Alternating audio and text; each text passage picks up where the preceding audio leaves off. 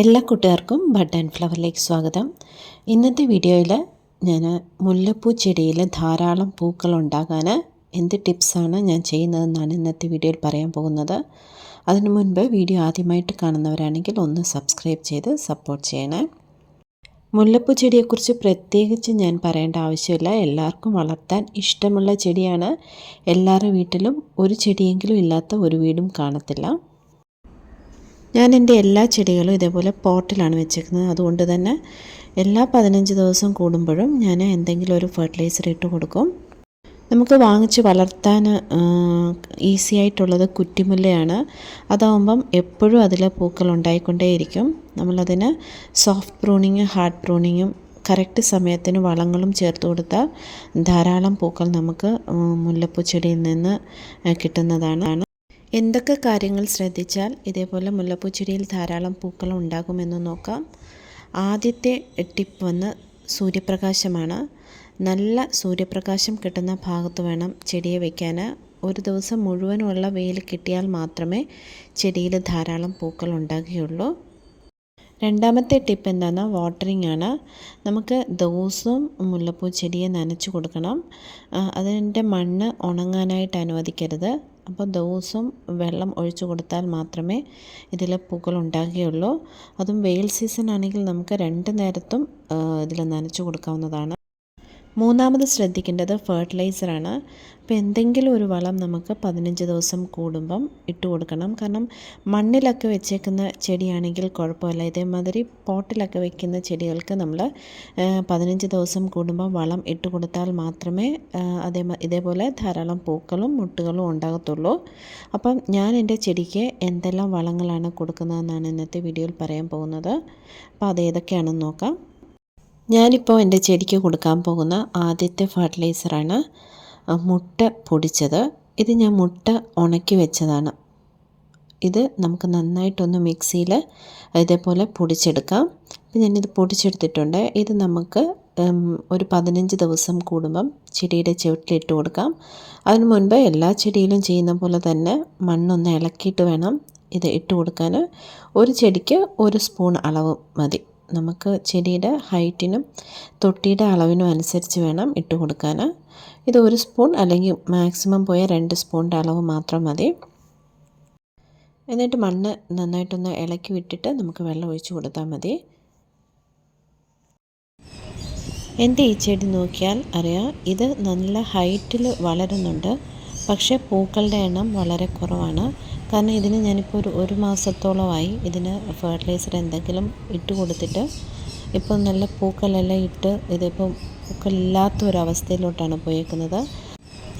അടുത്തത് ശ്രദ്ധിക്കേണ്ട കാര്യം, ചെടി ഇങ്ങനെ വല്ലാതെ വളർന്നു നിൽക്കുന്നു, പൂവൊന്നും ഇല്ലാതെ എങ്കിൽ നമുക്കതിന് നന്നായിട്ട് പ്രൂണിങ് ചെയ്ത് വിടണം. കാരണം മാർച്ച് മുതൽ ആണ് ഇതിൽ പൂക്കൾ ഉണ്ടാകുന്ന സീസൺ വരുന്നത്. അപ്പം നമ്മൾ അപ്പോഴേക്കും ചെടി നന്നായിട്ട് വളർന്ന് ധാരാളം പൂക്കൾ ഉണ്ടാകാനാണ് ഇങ്ങനെ പ്രൂണിങ് ചെയ്യുന്നത്. ഇതിപ്പോൾ ഞാൻ ഫുള്ള് സോഫ്റ്റ് പ്രൂണിങ് അല്ല ഞാൻ ചെയ്യുന്നത്, ഹാർഡ് പ്രൂണിങ് ആണ്. നല്ല ഇതെല്ലാം ശിഖരങ്ങളെല്ലാം മൊത്തം ഞാൻ വെട്ടിക്കളയുവാണ്. നമുക്ക് വർഷത്തിലൊരിക്കൽ ഇങ്ങനെ ഹാർഡ് പ്രൂണിങ് ചെയ്ത് കൊടുക്കണം.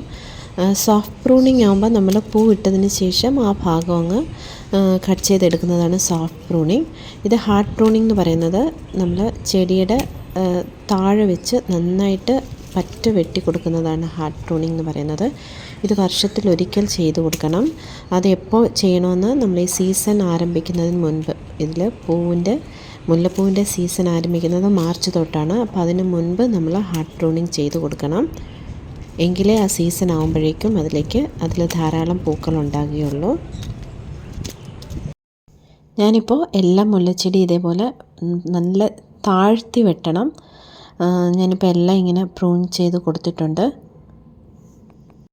നമ്മൾ പ്രൂൺ ചെയ്ത് കൊടുത്തതിന് ശേഷം അതിന് എന്തെങ്കിലും ഒരു വളം ഇട്ട് കൊടുക്കണം. ഇപ്പോൾ ഞാൻ കൊടുക്കാൻ പോകുന്നത് NPK 19-19-19 ആണ്. ഇത് നൈട്രജൻ, ഫോസ്ഫറസ്, പൊട്ടാഷ്യം ഒരേ അളവിന് ചേർന്നതാണ് NPK 19-19-19. ഇപ്പോൾ ഇതാണ് ഞാൻ എൻ്റെ ചെടിക്ക് ഇട്ട് കൊടുക്കാൻ പോകുന്നത്. ഇത് 1 സ്പൂൺ നമുക്ക് 1 ലിറ്റർ വെള്ളത്തിൽ കലക്കി ചെടിക്ക് ഒഴിച്ചു കൊടുക്കാവുന്നതാണ്.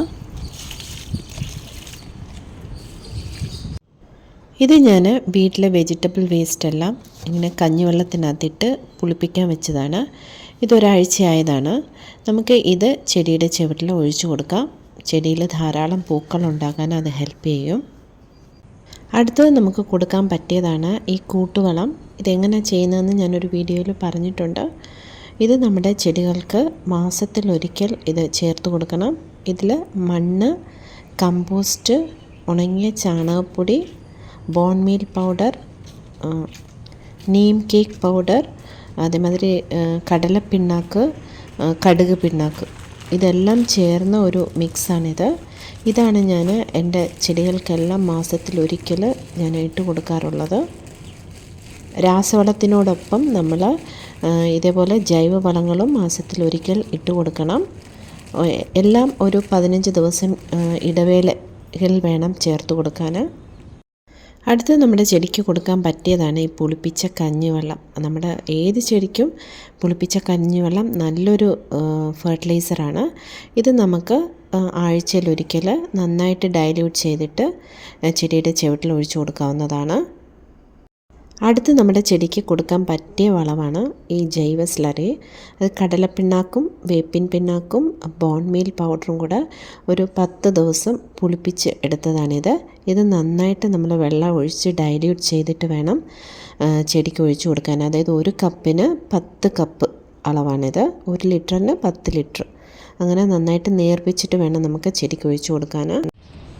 അടുത്തത് നോക്കാൻ പോകുന്നത് ഇതേമാതിരി ചെടികൾക്കുണ്ടാകുന്ന മഞ്ഞളിപ്പ്, ചെടിയിലെല്ലാം കീടങ്ങളുടെ ആക്രമണം, ഇതിൽ നിന്ന് നമുക്ക് ചെടിയെ രക്ഷിക്കാൻ നമുക്ക് പഞ്ചഗവ്യം 10 ml നമ്മൾ 1 ലിറ്റർ വെള്ളത്തിൽ കലക്കി ചെടിയിലെല്ലാം നന്നായിട്ട് സ്പ്രേ ചെയ്ത് കൊടുത്താൽ കീടങ്ങളുടെ ആക്രമണത്തിൽ നിന്ന് നമുക്ക് ചെടിയെ ഒരു പരിധിവരെ രക്ഷിക്കാവുന്നതാണ്. ഇങ്ങനെ വളങ്ങൾ ഓരോന്നും നമ്മൾ കൊടുത്തുകൊണ്ടിരുന്ന ചെടികളിൽ പൂക്കൾ ഉണ്ടായിക്കൊണ്ടേയിരിക്കും. നമ്മൾ ഒന്നും കൊടുക്കാതെ പൂക്കൾ തരുന്നില്ല എന്ന് പറഞ്ഞിട്ട് കാര്യമില്ല. അതുകൊണ്ട് നമ്മൾ വളങ്ങൾ ഓരോ 15 ദിവസം കൂടുമ്പോഴും കൊടുക്കാൻ ശ്രമിക്കണം. അപ്പോൾ ഇന്നത്തെ വീഡിയോ നിങ്ങൾക്ക് ഇഷ്ടമായെന്ന് വിചാരിക്കുന്നു. ഇഷ്ടമായെങ്കിൽ നിങ്ങൾക്ക് ഉപകാരപ്രദമായി എന്ന് തോന്നുന്നുണ്ടെങ്കിൽ ലൈക്ക് ചെയ്യാനും ഷെയർ ചെയ്യാനും സബ്സ്ക്രൈബ് ചെയ്യാനും മറക്കരുത്. അപ്പോൾ മറ്റൊരു വീഡിയോയുമായി കാണുന്നത് വരെ നന്ദി, നമസ്കാരം.